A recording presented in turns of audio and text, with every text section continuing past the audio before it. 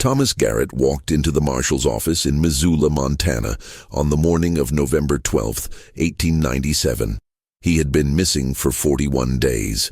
The deputy who saw him first would later tell a newspaper reporter that Garrett looked like a man who had aged a decade in 6 weeks. His face was gaunt, his beard had grown wild, and his eyes held what the deputy called a terrible stillness. He was 32 years old. He had left Missoula on October 2nd as part of a 4-man surveying expedition into the Bitterroot Range. 3 men had departed with him: Edmund Hale, the expedition leader and a veteran surveyor; Robert Kimball, a geologist from Philadelphia; and Samuel Pritchard, a local guide with 15 years' experience in the mountains. Thomas Garrett returned alone. The marshal, William J. Brennan, took Garrett into his private office. According to Brennan's official report, filed that same day and now housed in the Montana Historical Society archives, the interview lasted approximately 40 minutes. Brennan asked Garrett to account for his whereabouts and the whereabouts of his 3 companions. Garrett's response was recorded in Brennan's careful handwriting. "I cannot speak of it." Brennan pressed him. The families of the missing men had a right to know. Garrett, according to the report, repeated the same 5 words: "I cannot speak of it." The marshal asked if the men were dead. Garrett stared at his hands and said nothing. The marshal asked if there had been an accident, an attack, a natural disaster. Garrett's silence continued. Finally, Brennan asked if Garrett himself had done something to harm the others. At this, Garrett looked up. The marshal noted that his eyes were wet, but no tears fell. "I did not kill them," Garrett said. "That is all I will say." And for the rest of his life, another 43 years, those would remain among the only words Thomas Garrett ever spoke about what happened in the Bitterroot Range in October of 1897. The immediate aftermath was chaos. The families demanded answers. Edmund Hale's wife, Margaret, came to the marshal's office and pleaded with Garrett to tell her what had become of her husband. She brought their 2 young daughters. Garrett, according to a witness who worked as a clerk in the office, looked at the girls and then looked away. He did not speak. Robert Kimball's father, a prominent attorney in Philadelphia, traveled west by train. He threatened legal action, hired private investigators, and offered Garrett $5,000, a staggering sum in 1897, for information. Garrett refused the money and refused to speak. Samuel Pritchard's brother, James, confronted Garrett outside a boarding house on Front Street. Several witnesses saw the encounter. James Pritchard shouted accusations. Garrett stood motionless, his arms at his sides, and said nothing. When Pritchard struck him across the face, Garrett made no move to defend himself or retaliate. He simply turned and walked away, blood running from his split lip. Marshal Brennan organized a search party. Garrett agreed to lead them back to the last campsite he could identify, a location approximately 18 miles into the range, near a tributary of the Bitterroot River. The party consisted of 12 men, including an experienced tracker named Henry Voss. They departed on November 15th and returned on November 23rd. They found the campsite. Voss later described it in testimony to a coroner's inquest: the remains of a fire, trampled ground, evidence of multiple tents.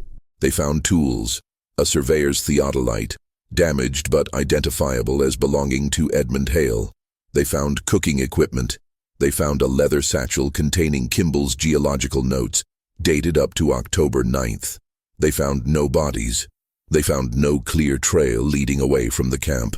They found no evidence of violence, though Voss noted in his testimony that the ground near the fire pit appeared disturbed in an unusual manner, a phrase he could not or would not elaborate upon.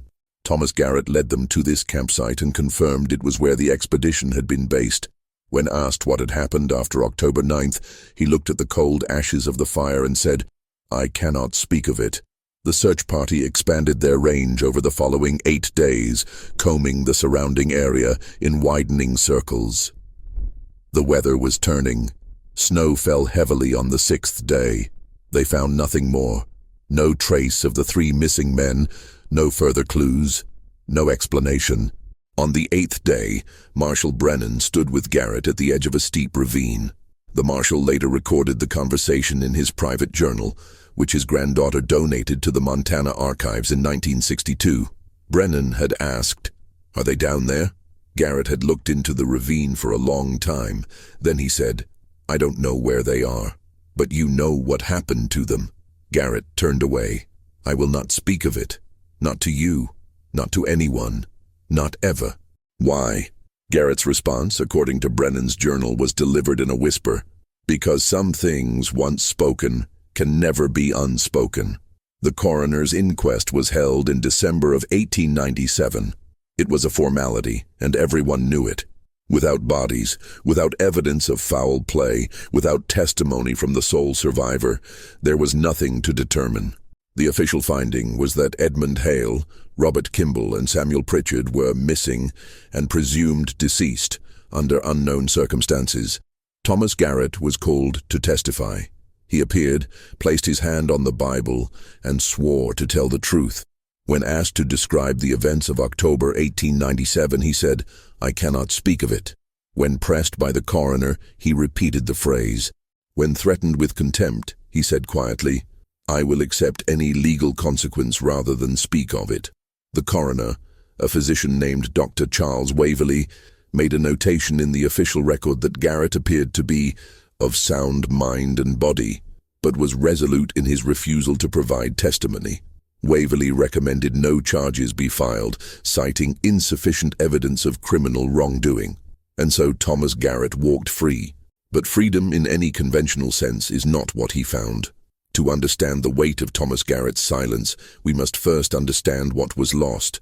Not just 3 lives, but the context of trust and normalcy that preceded the disappearance. The expedition had been planned for over a year. Edmund Hale, at 41, was a respected surveyor who had worked throughout the Montana Territory since 1883. His maps were used by the railroad companies and the territorial government. He was known for meticulous preparation and conservative judgment. His wife, Margaret, would later tell investigators that Edmund had never undertaken a dangerous survey without excessive caution. "He measured everything twice," she said. Robert Kimball was 28, educated at Yale, the son of Philadelphia wealth, but not, by accounts from those who knew him, spoiled by it. He had come west in 1895 to study the geological formations of the Rocky Mountains. His published papers on mineral deposits had earned him a solid reputation among academic circles. Letters he wrote to his father in September 1897, preserved in the Kimball family papers, expressed excitement about the Bitterroot expedition. "Hale believes we may find evidence of ancient volcanic activity," Kimball wrote. "The mapping work will be invaluable." Samuel Pritchard was 46, a lifelong resident of Missoula, a man who knew the Bitterroot Range as well as anyone alive. He had guided hunting parties, prospecting expeditions, and government surveys. He was married with 4 children. His reputation was unimpeachable. One of his former clients, a timber company executive named Jonathan Greer, wrote in a letter to the Missoulian newspaper after the disappearance, "Sam Pritchard could navigate those mountains in the dark. If something happened to him out there, it was not because he lost his way." And then there was Thomas Garrett. He was the youngest of the 4, and in many ways the least experienced. He had come to Montana in 1894 from Illinois, where he had worked as a clerk in a land office. He had learned basic surveying skills and had assisted on 2 previous expeditions, both in lower elevations and both without incident. Edmund Hale had hired him as an assistant, primarily to carry equipment and record measurements. By all accounts, Garrett was quiet, competent, and unremarkable. His landlady in Missoula, Mrs. Abigail Frost, described him as polite and punctual with the rent. A shopkeeper who sold him supplies before the expedition remembered him as soft-spoken, maybe a little nervous about the mountains, but eager to do good work. There is no evidence that Garrett had any conflict with the other 3 men. In fact, the opposite appears true. In a letter Garrett wrote to his sister in Illinois, dated September 20th, 1897, and preserved in a small collection of his personal papers, he expressed admiration for his companions. "Mr. Hale is a patient teacher," Garrett wrote. Mr. Kimball has a brilliant mind and explains the geology in ways I can understand. And Mr. Pritchard knows every inch of these mountains. I feel very fortunate to learn from such men. The expedition departed Missoula on the morning of October 2nd. Several witnesses saw them leave.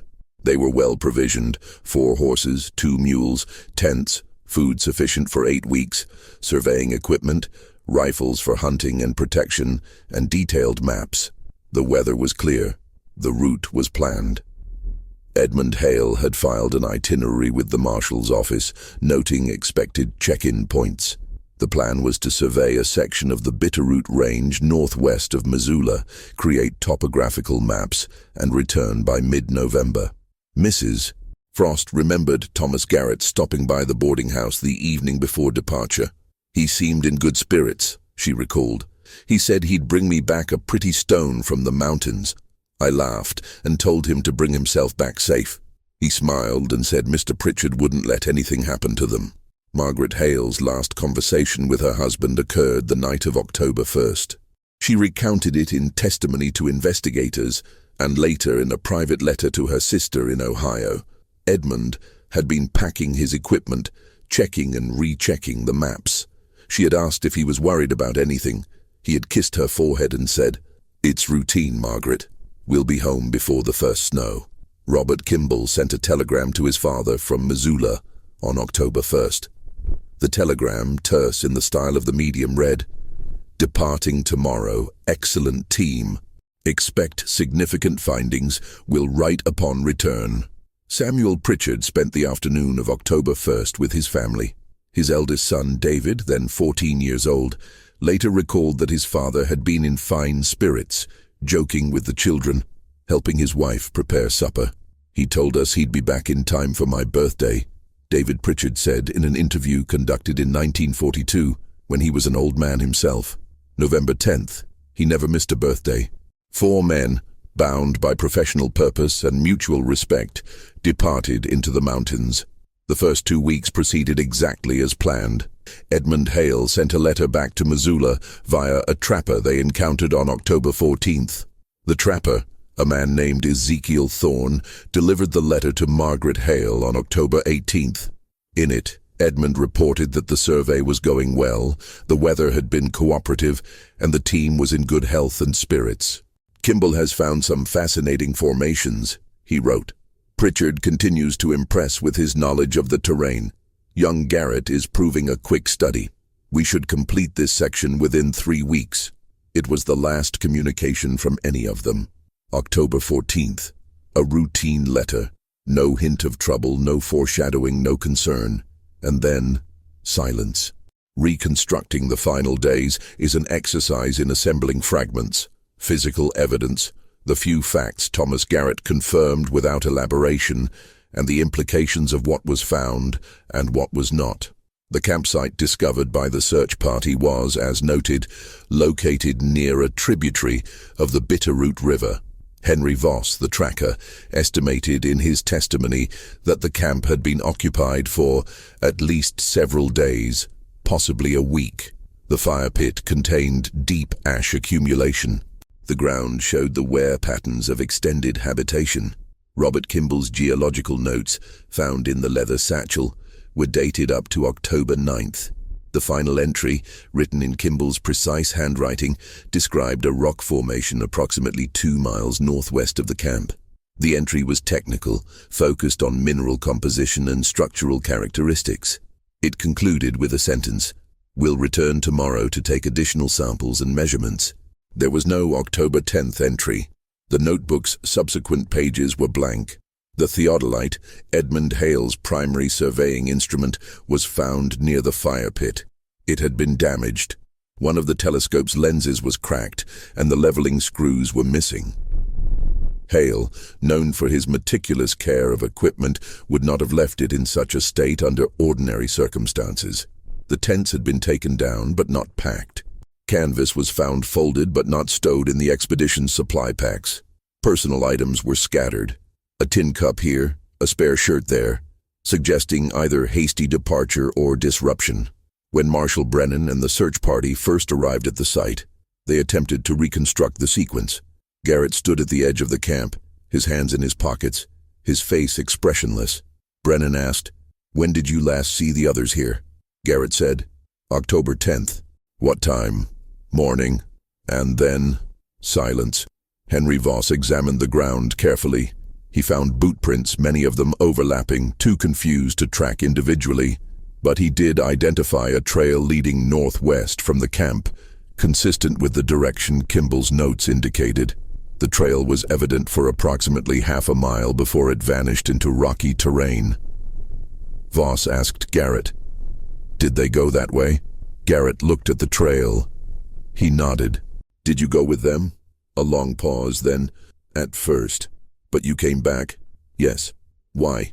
Garrett's jaw tightened. "I cannot speak of it." This exchange, documented in Voss's report, is one of the few instances where Garrett acknowledged any detail of the separation. He went with them. He came back. They did not. The search party followed the northwest trail as far as the terrain allowed. They found nothing. No signs of struggle, no clothing, no equipment, no bodies. The landscape in that direction became increasingly treacherous. Steep inclines, loose scree, dense forest, giving way to rocky outcrops and ravines.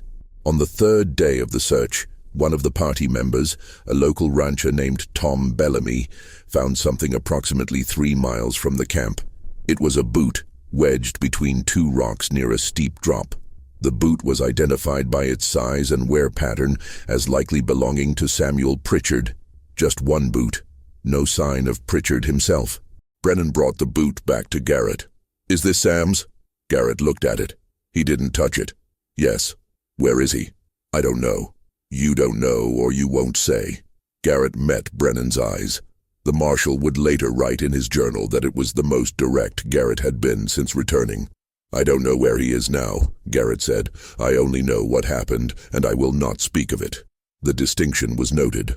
Garrett claimed not to know the current location of the men, implying they might have moved or been moved after whatever event occurred. But he knew what happened, and whatever it was unspeakable. The search party expanded further. They checked ravines, river bends, caves, and clearings. They called out names. They fired rifles in the air, a signal that would carry for miles. If any of the 3 men were alive and capable of responding, they would have heard. There was no response. On the 6th day, snow began to fall, heavily. The temperature dropped. Brennan made the decision to return to Missoula before the party itself became stranded. They had found nothing more. No bodies, no further evidence, no answers. One detail, small but troubling, emerged during the return journey. Garrett had been carrying a personal journal, a small notebook he'd kept throughout the expedition. Several members of the search party had seen him writing in it during previous evenings. When Brennan asked to see the journal, Garrett said he no longer had it. "Where is it?" "I burned it." "Why?" "I cannot speak of it," Brennan pressed. The journal might have contained crucial information, dates, observations, details that could help locate the missing men.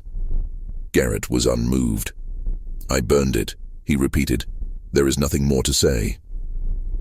The deliberate destruction of his own record suggests something significant. Garrett had eliminated the one document that might have provided answers. He did so intentionally, presumably before or shortly after returning to Missoula. Whatever was written in that journal, Garrett believed it necessary to destroy it. One other fragment survives from this period. A bartender named Louis Carpenter, who worked at a saloon on Higgins Avenue, later told investigators that Garrett came into the saloon on the evening of November 11th, the night before he walked into the marshal's office. Garrett ordered whiskey. He drank alone in a corner. Carpenter, who knew Garrett slightly from previous visits, approached him. "You've been gone a while," Carpenter said. "How was the mountains?" Garrett, according to Carpenter, looked up with an expression that Carpenter described as haunted. Then Garrett said something that Carpenter remembered clearly. "I learned that some men are not meant to see certain things, and I learned it too late." Carpenter asked what he meant. Garrett finished his whiskey, placed money on the bar, and left without another word. It is the closest Thomas Garrett ever came to offering an explanation, and it explained nothing. The months following the inquest were difficult for everyone touched by the disappearance, but perhaps most of all for Thomas Garrett. He was not charged with any crime. He was not legally compelled to speak, but in the court of public opinion, silence was damning. Rumors spread quickly through Missoula and the surrounding towns. Some whispered that Garrett had murdered the others for money or supplies. Others suggested he had gone mad in the wilderness and attacked his companions in a fit of insanity. Still others speculated that the men had quarreled, that violence had erupted, that Garrett had survived by chance or by cunning. None of these theories were supported by evidence. The search had found no blood, no weapons beyond the rifles that were accounted for, no signs of violence. Dr. Waverley, the coroner, had examined Garrett thoroughly and declared him physically healthy and mentally sound. But logic and evidence rarely deter rumor.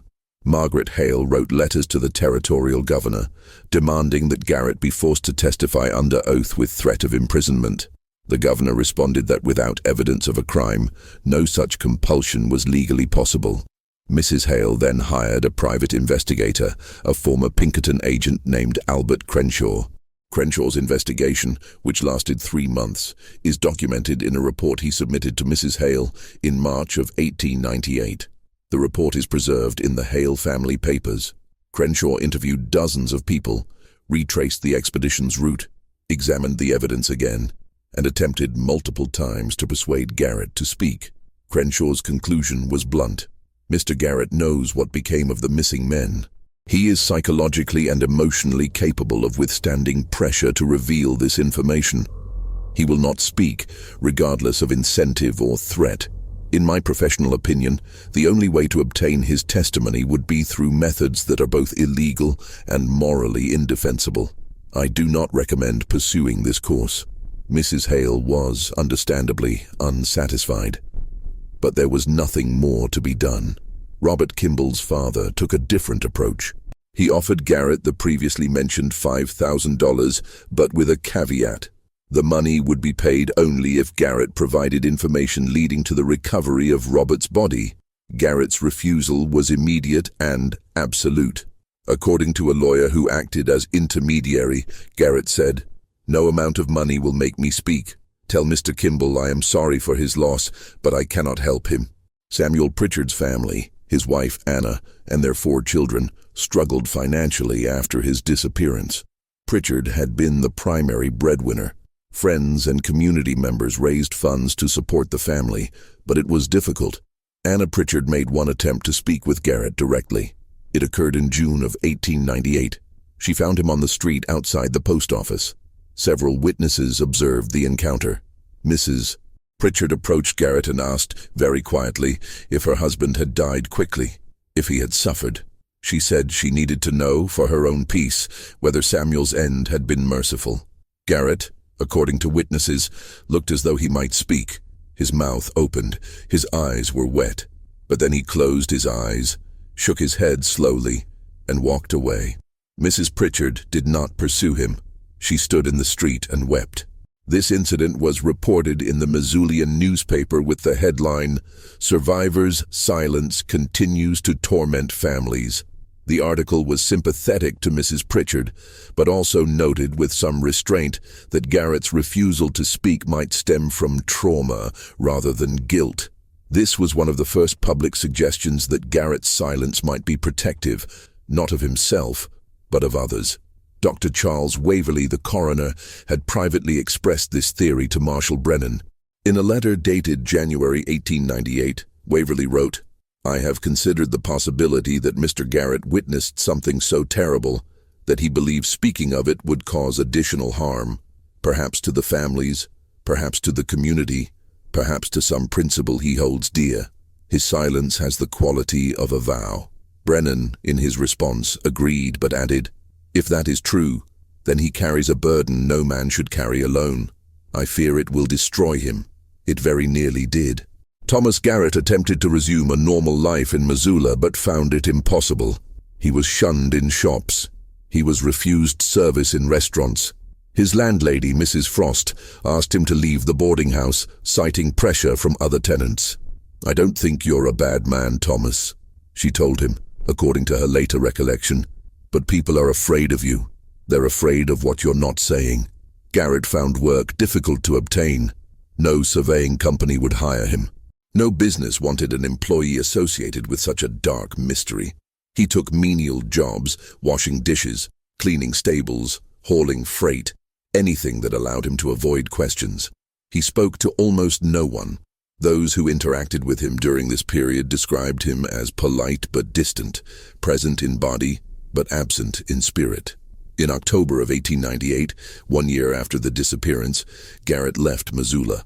He moved to Butte, Montana, a larger city where he was less known. He found work in a mining office, filing reports and managing records. He lived in a small rented room. He attended no social gatherings. He formed no friendships. A clerk who worked alongside him in Butte, a man named Peter Dunn, later recalled, "Thomas was the quietest man I ever knew. Weeks would pass and he'd say nothing beyond good morning and good night. But he did his work well, never complained, never caused trouble, just silent." In 1902, Garrett moved again, this time to Helena. He worked as a bookkeeper. The pattern continued: competent work, solitary life, unbroken silence about the past. Over the years, a few journalists attempted to interview him. Garrett refused them all. One particularly persistent reporter from a Denver newspaper tracked him down in Helena in 1905 and confronted him outside his place of work. "Don't you think the families deserve to know?" the reporter asked. Garrett stopped walking. He looked at the reporter, a young man probably in his 20s, and said, "The families deserve peace. The truth would not give them that." "How do you know?" "Because I live with it every day." It was the most he had said to anyone about the matter in 8 years. The reporter tried to press further, but Garrett simply walked away.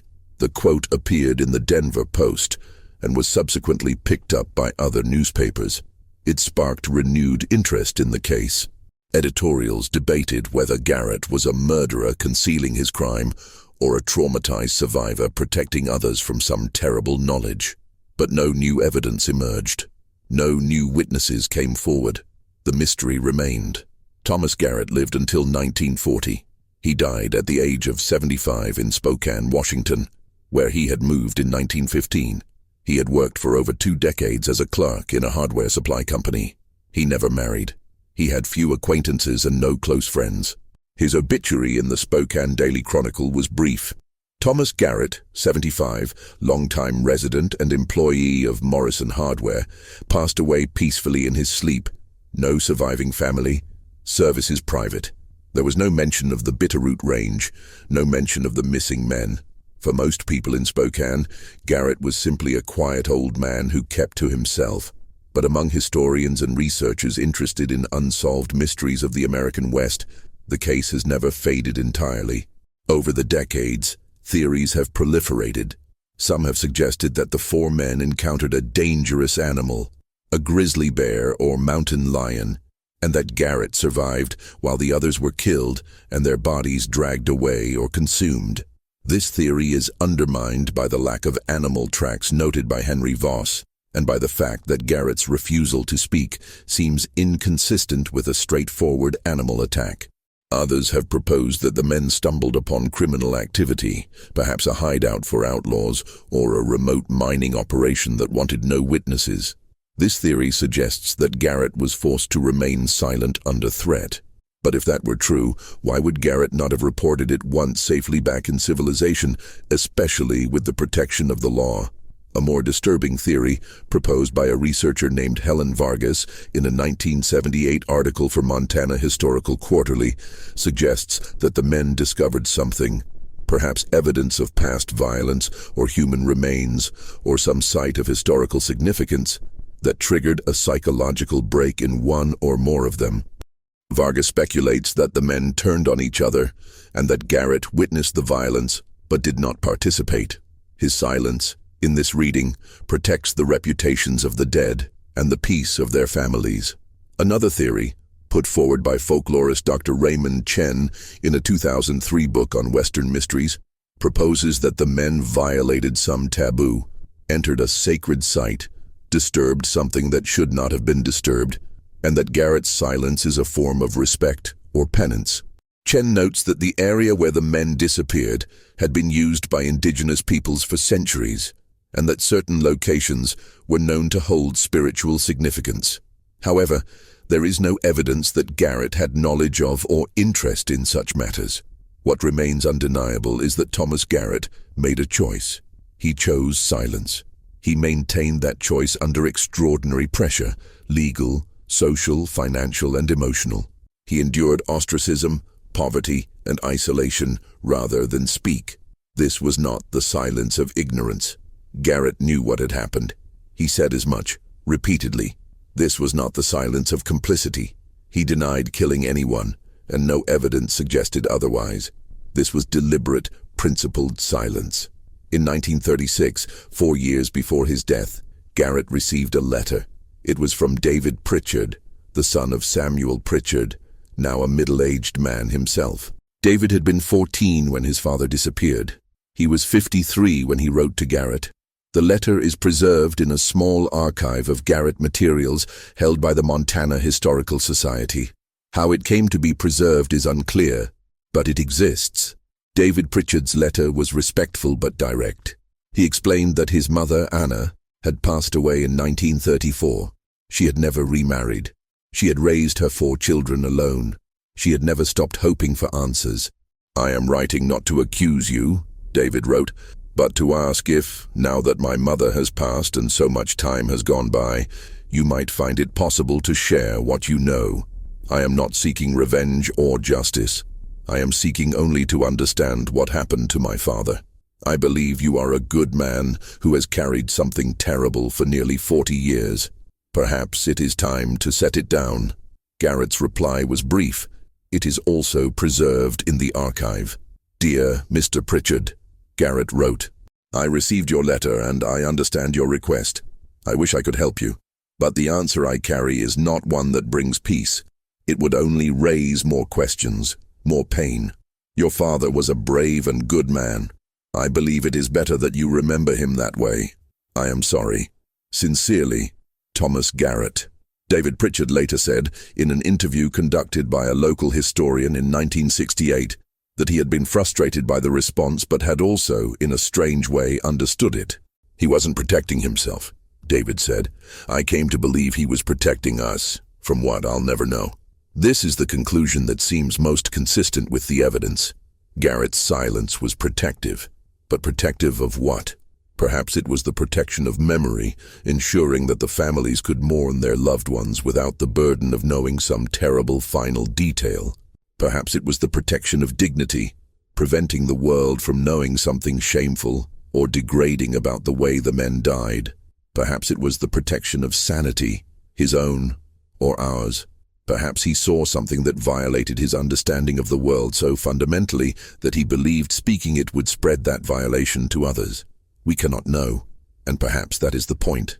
Perhaps Thomas Garrett understood something essential, that there are truths which, once released, cannot be contained, that some knowledge is corrosive, that silence, however painful, is sometimes the most compassionate choice. In the end, what we are left with is this. 4 men entered the Bitterroot Range in October of 1897. 1 returned. 3 did not. The one who returned chose silence and maintained it until his death, 43 years later. He was not a coward. He endured too much to be called that. He was not a liar. He never claimed ignorance. He was a man who saw something, experienced something, witnessed something, and decided that the world was better off not knowing. The historian's task is to uncover truth, but sometimes the truth we uncover is that truth itself can be unbearable. Thomas Garrett bore it alone. He carried it in silence, and when he died, he took it with him. The Bitterroot Range still stands. The mountains hold their secrets. And somewhere in those mountains, perhaps scattered by wind and time, perhaps buried under stone and snow, perhaps lost forever in the deep places where the forest is darkest and the ravines are deepest, are 3 men who never came home. What happened to them? Thomas Garrett knew, and Thomas Garrett chose silence. We must respect that choice, even as it haunts us.